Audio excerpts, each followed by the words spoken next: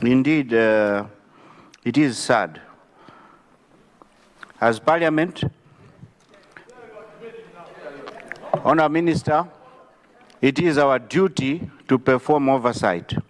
And when you need Parliament to assist you, we can have an ad hoc committee to look into this and help you with your investigation. Thank you. Hey, my people, let me tell you, if you thought Parliament was quiet, just another day of yes honorable, no honorable, I think again. Because this time, Nyumba ya Malamulo turned into a full-on battleground of words. You know that moment when the Minister of Agriculture just finishes speaking, ready to sit down with a sigh of relief, only for Munavuta to stand up and boom! Nduna ya za ulimi, tieni tikale panzi pano. We need to fix these lies right now. Eish, Malawi.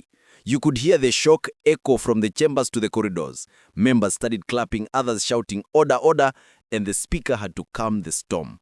But you know what? That's democracy at work. Our parliament showing it still has some fire left. Today on Global Pulse News, we're breaking down what exactly went down that day.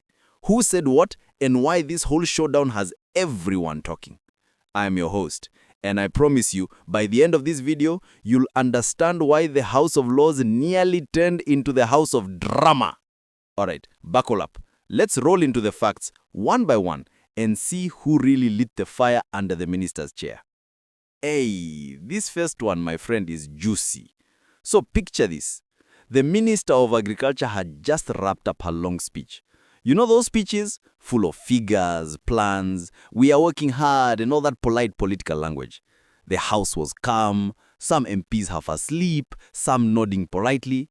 Then suddenly Munavuta stands up, his voice sharp like a thunderclap. "Mr. Speaker, sir, is it for the minister to mislead this honorable House?" Boom! The whole chamber froze. Even the speaker looked up like, who's waking the lion now? Munavuta wasn't joking around. He accused the minister of giving wrong figures, saying the fertilizer program didn't help 1.1 million farmers as claimed, but barely 528,000. He said, "Let's not mislead Malawians. Records are clear." Esh, that was heavy. The speaker had to jump in quickly. "Order, order. Budgeting and implementing are different things. You can plan for 1.1 million and reach only 200,000. But the damage was done. The room was on fire.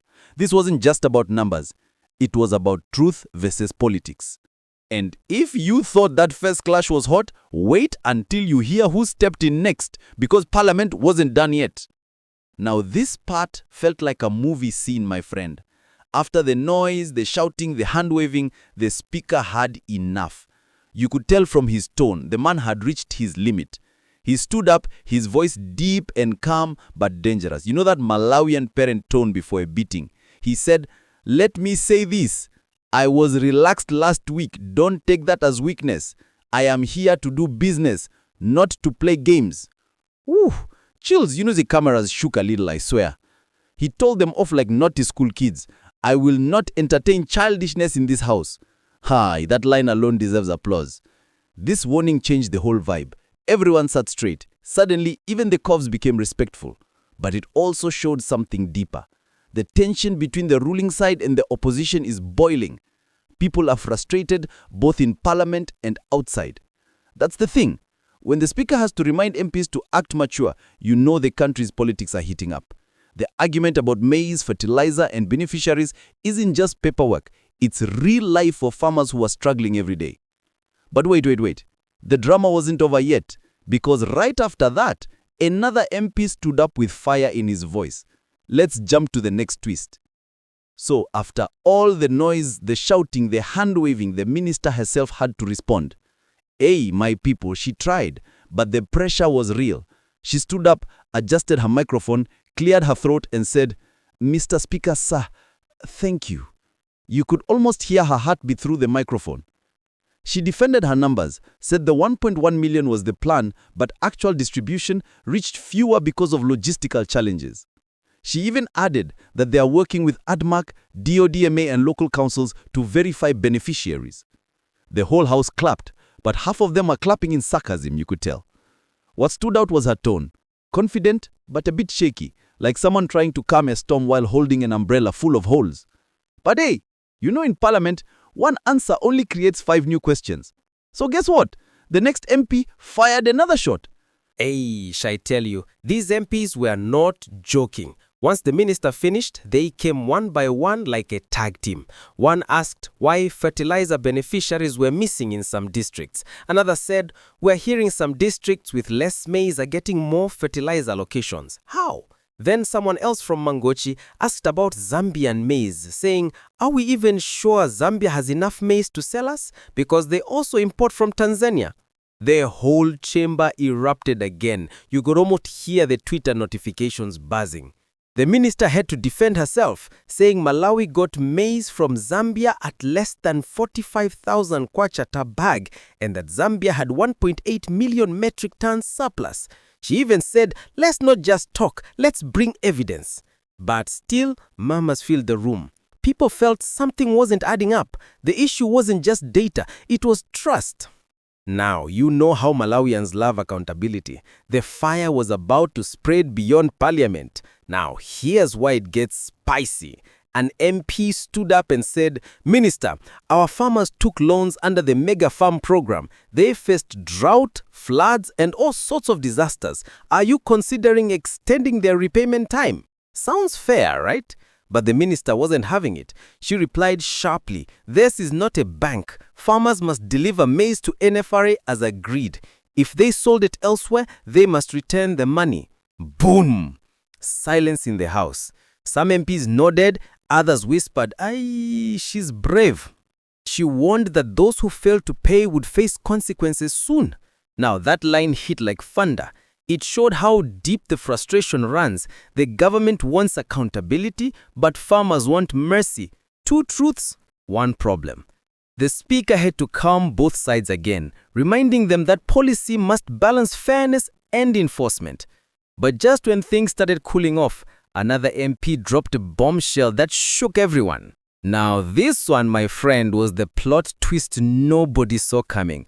One MP from the Central Region stood up and said, in my constituency, the district governor came and demanded 400 bags of relief maize for himself and party officials. Is this maize for hungry people or for politics?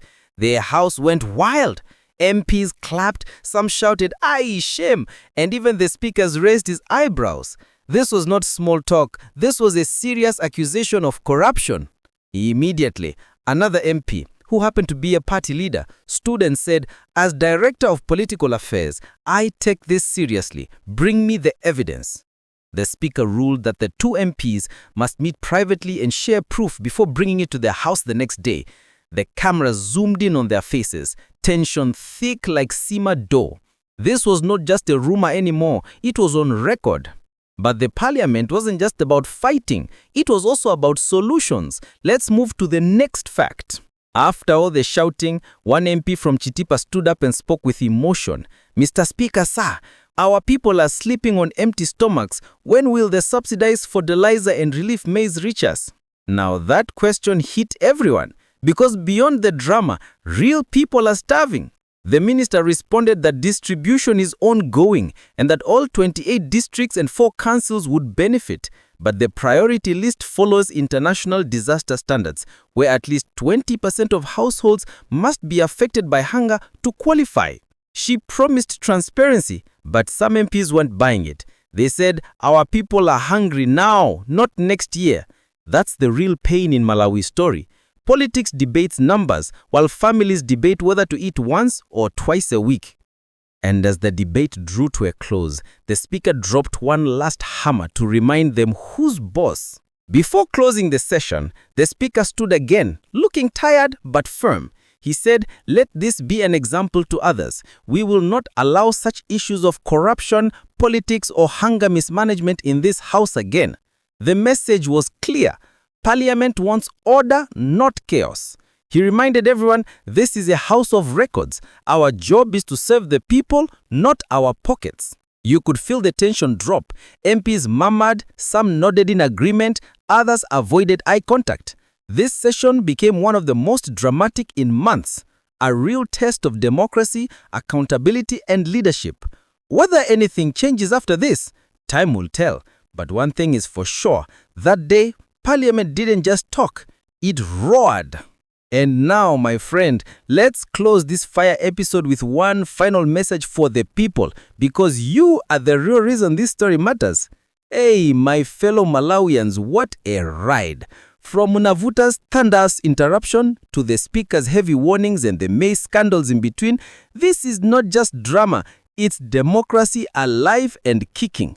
Now listen, what do you think? Was the minister right to defend the figures? Was Munavuta right to call him out? Drop your thoughts below. I want to hear from you. And remember, your voice matters, because the leaders in that chamber work for you. When you speak, they listen. When you stay silent, they play games. So, if you want more truth served hot like this, smash that like button, subscribe to Global Pulse News, and share this video everywhere from Blantyre to Karonga. And please, show love to our sister channels, Stella at Sparkling Kids and Rayma Fatima. Let's grow together as one family, one voice, one Malawi. News for adults, fun for kids, we've got you all covered. Until next time, stay sharp, stay bold, and stay proudly Malawian. Global Pulse News signing out with fire.